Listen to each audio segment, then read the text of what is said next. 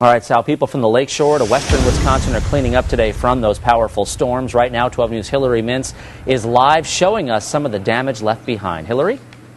Yeah, Patrick, I'm here on State and Maple, and it's sort of deja vu for Burlington. We were just here 2 weeks ago talking about storm damage, and here we are again. Take a look just to give you a small idea of what Burlington is looking at this morning.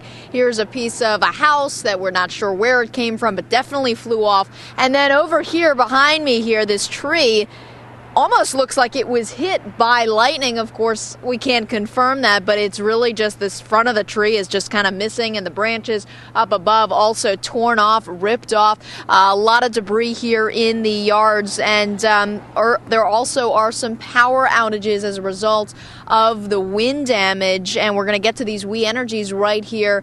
We're looking at a little less than 14,000 Southeast Wisconsin customers still without power. It was up to 27,000 last night at really the height of the storm. And again, the bulk here in southern Wisconsin, in Racine, Kenosha counties, and Burlington.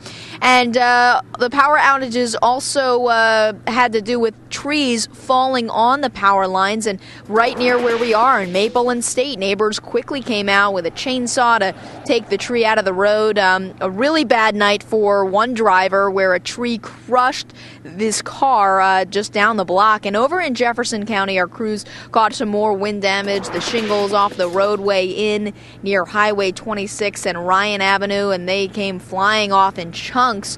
Across the street, the metal roof on the St. Vincent de Paul thrift store bent up and over.